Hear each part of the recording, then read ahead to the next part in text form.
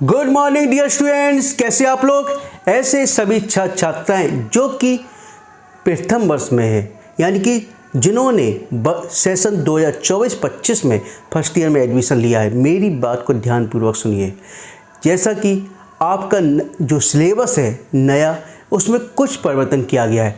उस जो सिलेबस को यानी कि न्यू एजुकेशन पॉलिसी और EICT के आधार पर तैयार किया गया है। यानी कि जो आपकी न्यू एजुकेशन पॉलिसी में गाइडलाइन थी और EICT पाठ्यक्रम के अनुसार दोनों पर विस्तृत चर्चा की गई, उसके बाद इस सिलेबस को तैयार किया गया है। इस सिलेबस का मुख्य उद्देश्य जहां आपकी शारीरिक फिटनेस को पर ध्यान देना है, वहीं दूसरी तरफ आपकी वर्तमान परिवेश के अनुसार, वर्तमान आवश्यकता के अनुसार रोजगार के आधार पर प्रयोगात्मक तथ्यों पर विशेष ध्यान दिया गया है। यानी प्रैक्टिकल नॉलेज पर विशेष ध्यान दिया गया है। कहते हैं ना, स्वच्छ शरीर में स्वस्थ मस्तिष्क का निवास होता है।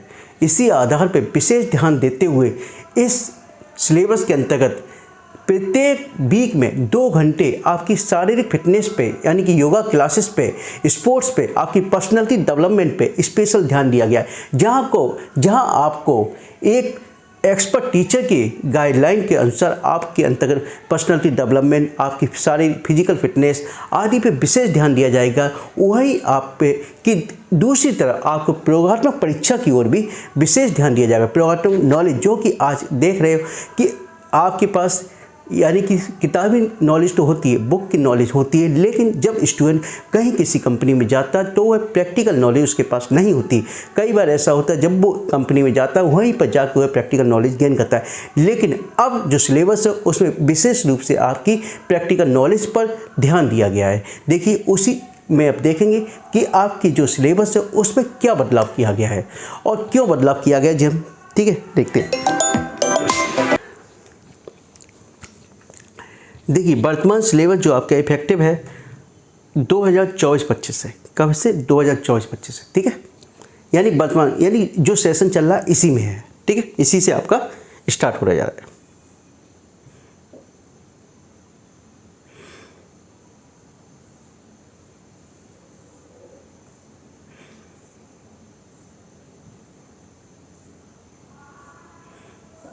देखिए, हम चर्चा करेंगे आपके जो मेन बदलाव है, यानी किस टॉपिक पे इम्पोर्टेंट फोकस किया गया है। ठीक है, देखिए आपको जो इम्पोर्टेंट फोकस किया गया है, student centre activities.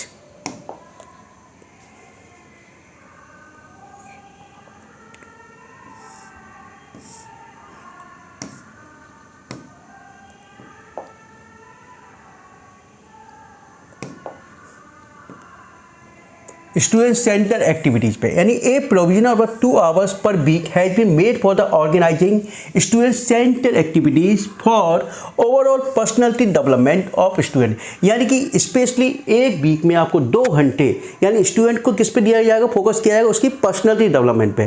Personality development के अंतर्गत such as activities will comprise of the co-curricular activities such as the expert lecture, self-study, games, hobby class like the photography, painting, singing, etc. Seminars, declamations, contests, educational field visits, NCC, NSS, library and other culture activities, disaster management and safety, etc.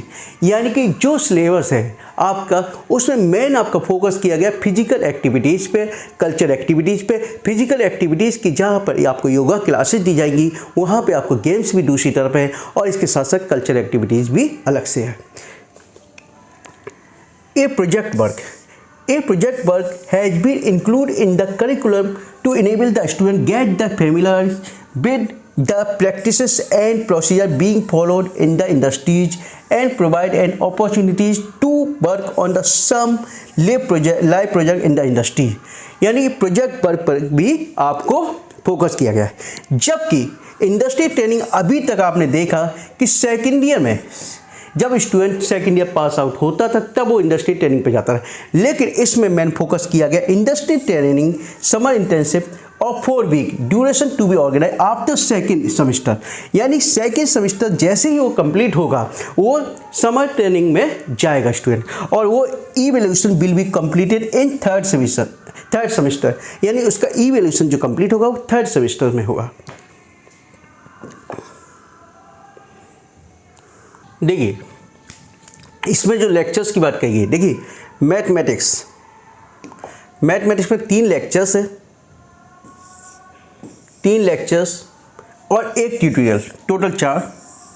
अब internal assessment की बात कहिए, theory आपकी 40 का paper internal की, जबकि external में theory आपकी 60,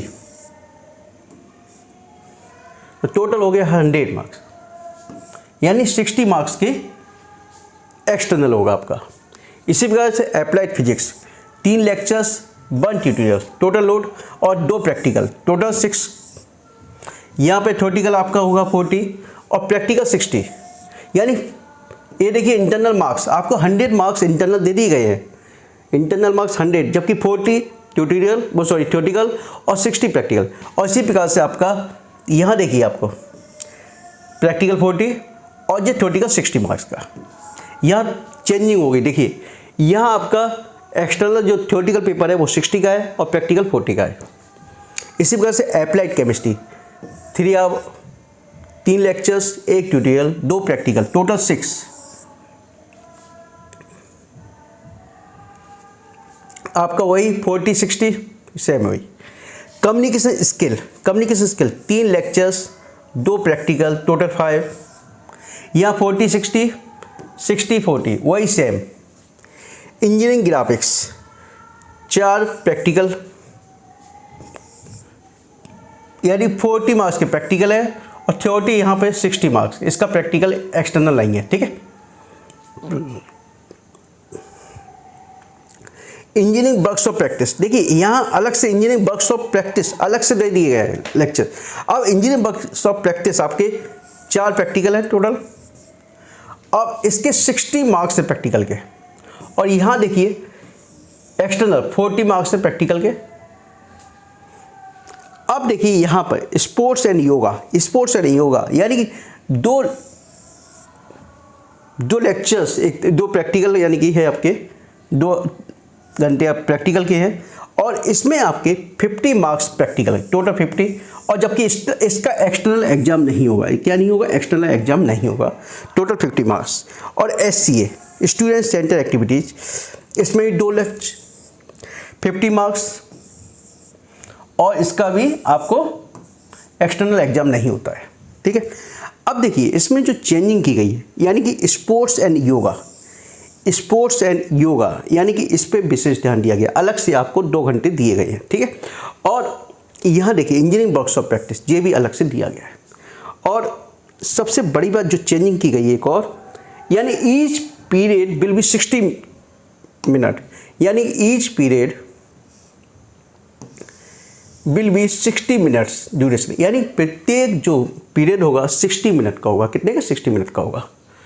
each session will be of 16 week, यानी 16 वीक का तो होता था। Effective teaching will be at least, यानी मिनिमम 14 वीक की तो इफेक्टिव टीचिंग होनी चाहिए। और जैसा कि कुछ ब्रांचेस में देखा था कि BIT सब्जेक्ट था basics of information technology, BIT, ये आपका फर्स्ट ईयर मैकेनिकल में था, ठीक है, PMT में था, ये यहाँ से हट गया है, यानी कि अब फर्स्ट ईयर में, यानी फर्स्ट सेमेस्टर में BIT सब्जेक्ट नहीं है, ठीक है। और सबसे अच्छी बात ये की गई है कि जो सेकंड सेमेस्टर है, सेकंड सेमेस्टर में इसको IT सिस्टम के नाम से सब्जेक्ट को जोड़ा गया है, IT सिस्टम्स के नाम से जोड़ा गया है। और यह इसकी अच्छी बात यह है, इसमें थ्योरेटिकल पेपर भी होगा, थ्योरेटिकल पेपर। अभी तक BIT में केवल प्रैक्टिकल होता था, लेकिन इसमें अच्छी बात यह है कि ये थ्योरेटिकल एग्जाम भी इसका होगा, क्योंकि स्टूडेंट केवल प्रैक्टिकल के नाम पर स्टडी नहीं करते थे। जब थ्योरेटिकल एग्जाम होगा, थ्योरी के साथ प्रैक्टिकल के साथ साथ वो थ्योरी भी सीखेंगे और अपने दिमाग में बैठा लेंगे।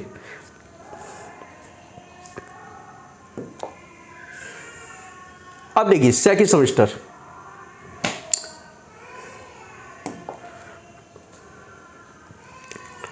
Mathematics second, applied physics, introduction to IT systems.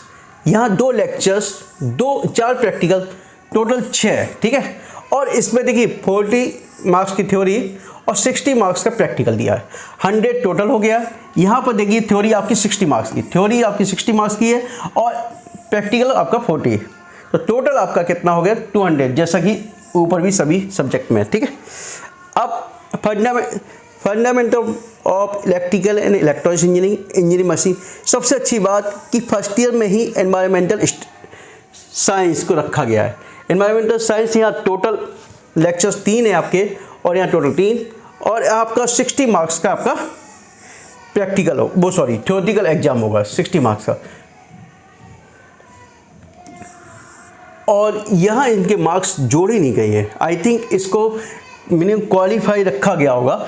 यदि environmental science will be an audit subject and non credit, यानी इसके मार्क्स काउंट ऐड नहीं होंगे, ये केवल पासिंग मार्क्स है। It is compulsory to pass the examination but the marks will not be included in the division and percentage to obtain marks, यानी कि जो मार्क्स हैं जो आपके ऑब्टेन यानी कि ऐड नहीं होंगे इसमें, ठीक है।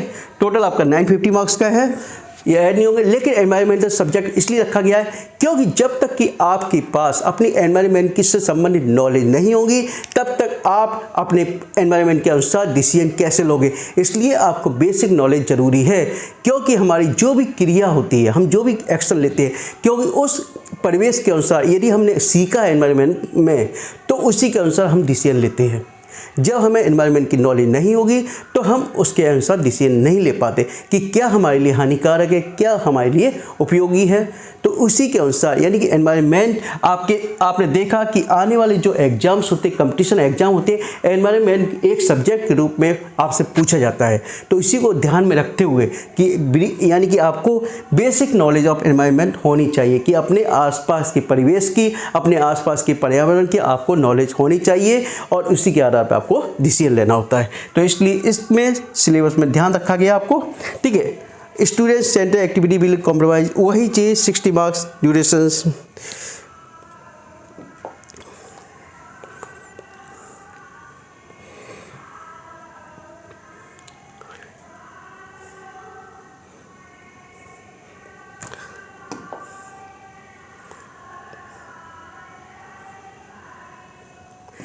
इंडस्ट्री ट्रेनिंग ओए, देखिए इन सिलेबस में जो सिलेबस है निश्चित रूप से सिलेबस सब्जेक्ट कम किए गए हैं और सिलेबस भी कम हुआ है, लेकिन आपके कंटेंट जो मेन कंटेंट मैंने देखे, फिजिक्स में देखा, केमिस्ट्री में देखा, मैंने आपके कंटेंट कम नहीं हुए। हाँ, सिलेबस में यानी कि कुछ सब्जेक्ट है उनको इधर से उधर चेंजिंग की गई है और हटाया भी गया है, ठीक है, लेकिन आपके कंटेंट वही रखे गए अधिक से अधिक। मैंने देखा फिजिक्स का देखा, केमिस्ट्री का देखा, अन्य भी देखे, उसमें कंटेंट में ज़्यादा चेंजिंग नहीं की गई है।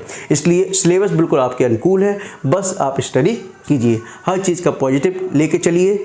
और यदि कोई डाउट्स है इसके अंतर्गत तो आप मेरे को कमेंट बॉक्स में पूछ सकते हैं। Okay, thank you. Okay, best of luck for your new sessions and new energy for the positive dreams. Okay, thank you.